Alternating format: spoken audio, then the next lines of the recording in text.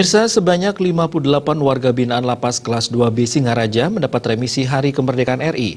Warga binaan pun menyambut baik pemotongan remisi tersebut, bahkan 5 diantaranya langsung bebas.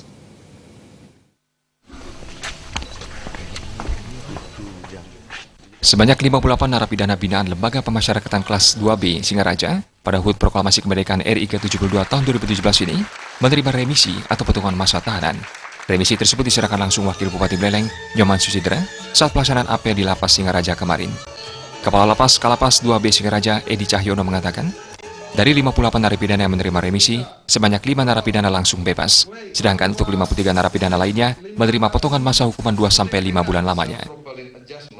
Berbagai persyaratan dan pertimbangan dalam mengusulkan narapidana yang akan mendapatkan remisi, diantaranya kegiatan narapidana, ketaatan, dan interaksinya setiap hari di lapas menjadi pertimbangan utama untuk pengajuan narapidana yang akan mendapatkan remisi.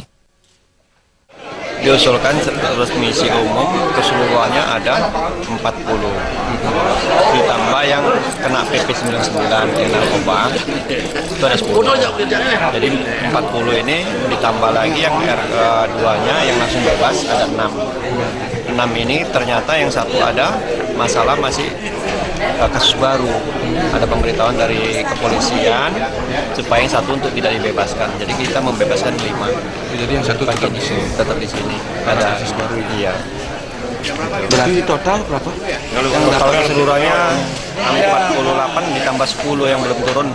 Oh, yang belum. Nah, jadi 58 semuanya. Berbagai upaya dilakukan Lapas Kelas 2B Singaraja untuk menjadikan para penghuni lapas bisa diterima dengan baik, salah satunya dengan pelatihan keterampilan. Sejauh ini, kasus narkoba masih mendominasi di Lapas Kelas 2B Singaraja.